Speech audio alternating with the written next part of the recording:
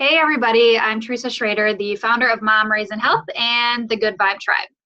I am going to be making one YouTube video per week for as long as I can and putting it up on my YouTube channel just for some training materials for my team, other coaches within the network, and not limited to just Beachbody coaching, but other coaches out there, maybe in different MLMs or different walks of business. These videos are going to be focused on topics that come about in my business throughout the week from coaches, from personal experience, from outside factors. So today I thought I would just kick off with this quote and kind of elaborate on it in my thoughts and words of advice. So ships don't sink because of the water around them. Ships sink because of the water that gets in them. So as I've grown as a Beachbody coach, I have set certain goals. I set a goal to hit 2-star premier, I hit it. I set a goal to hit 5-star elite, our team hit it. As you grow in your business, you also have harder setbacks. You come up against new problems. You face different things that weren't applicable in your business until you've gotten to the level that you're at, where sometimes you just simply get knocked down. Sometimes it can feel like burnout. Sometimes it can feel like maybe you're pushing for a goal that isn't worth pushing for because it is so difficult to achieve. Whatever the case may be, I think that any business owner, entrepreneur can definitely relate to this at some extent, some point in their business. So I have a challenge for you. I want you to shift your attention and just simply ask yourself today, how are you showing up? Who are you showing up for? Are you adding value? And are you consistent? Now, I think the number one thing that I see within the coaching network is that people think that they have to know exactly what they're doing before they take action and do it. When I started as a coach, I just jumped in with 2 feet. I had no clue what I was doing. I did watch YouTube videos and trainings and kind of dabbled in different coach websites and the Coach Online Office, which is our network for coaches. But what I didn't do is obsess about it to the point where it paralyzed me and I wasn't able to move forward. So it's okay that you don't feel like you know what you're doing when you begin. I'm going to take an example from a podcast I recently listened to from Brendon Burchard. Love him. He's amazing. If you don't listen or subscribe to his podcast, I would definitely recommend it. It's the one that I listen to the most, and I always get value out of every single episode. So recently he was talking about how some people are spinners and some people are sailors. Now, he used the analogy of bumper boats. And when kids get in the pool in their bumper boats, there's 2 types of kids, spinners and sailors. When they get into their bumper boats, they both have the same goal. They both know what they want to do when they get in their boat. The person who is the sailor pile drives through any obstacle that's in their way. They get knocked down, they get back up, and they keep going. They know what they want, and they're not going to let anything hold them back. Then you have the sailor who is really determined in the beginning, and then after a few bumps along the way, they start to spin. And they stop applying things that they learn. And they just sit there and sulk, and they let that water get in their boat, in their head, in their mindset, and it prevents them from moving forward. So when the parents say, hey guys, it's time to get out of the water, the sailors get out with enthusiasm and they're excited about what they just did. Yes, it probably was harder and they had more bumps along the way, but they were excited about the ride they just went on. They were proud of what they did.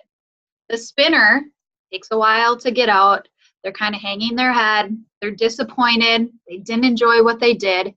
And that's it. There's just no excitement. Where do you want your mindset? Sometimes in this business, I stop and give myself a gut check, and I have to take a time to just get the water out of my boat that I let in. As I've grown as a coach, I've been added to different leadership groups on Facebook, different trainings, and things like that. I would say that I never got caught in the negative mindset trap until I was in these groups surrounded by leaders who I looked up to talking about negative things. And then where did my mindset go? I slowly started letting water sink and leak into my boat, and I was starting to have feelings that I've never had before. I noticed it bogging me down, making me a negative person, questioning my leadership skills, questioning everything our team had done to that point. And I had to take a second and stop, course correct, get my intentions back in line, and start getting that water out of my boat and sailing forward. So, have you ever heard the analogy that you need to sharpen your axe? Most leaders get too busy trying to achieve that they never take time to sharpen their axe and grow. Most people don't have time or patience to update skills, knowledge, beliefs about our industry, take time to think and reflect. Many assume that learning ends when you do your first training, or that sharpening your axe isn't a priority. So if you go out into the woods with a sharp axe in the morning and you sit and chop at trees and you push forward and you continue to chop, chop, chop, eventually your axe is going to get dull. At the end of the day, when you set your axe down and return to work the next morning, you're still going to pick up a dull axe. That's why it's crucial every single morning to do personal development. Get your workout in, drink enough water, learn something new, and just continue to sharpen your axe. So what exactly does sharpening your axe mean? It means increasing your personal production capacity by daily self-care and maintenance. Most people fail to understand what it means and mistake it for taking a break or a vacation if you're overworked and your productivity drops. Take a break. However, that is not sharpening the axe. That's putting the axe down. When you put down a dull axe with a dull blade and you rest and you take time away from your business, you're only going to come back to a dull blade that has a little bit of rust on it. The woodcutter doesn't need downtime to rest, but it's not sharpening the axe. The woodcutter only becomes more productive by sharpening the blade, analyzing new techniques, exercising to become stronger, and learning from other people who cut wood. So the point of having your own business isn't to cause a bunch of stress. It is to make your own schedule, make your own agenda, choose what your goals in life are going to be, and run towards those goals. But they also cannot be done if you're constantly putting down a dull axe or you're just spinning around in that pool. So what I challenge you to do today is just take that mindset shift.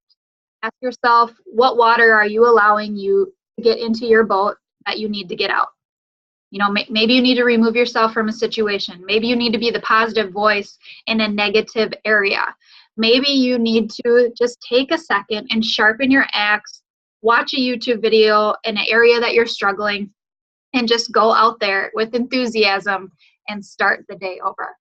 So I hope that episode 1, I don't even know what this is called, but I just thought I would come here, create content that my team can use, and if it so happens that this goes out into YouTube land and other people learn from it, great. If not, that's okay too.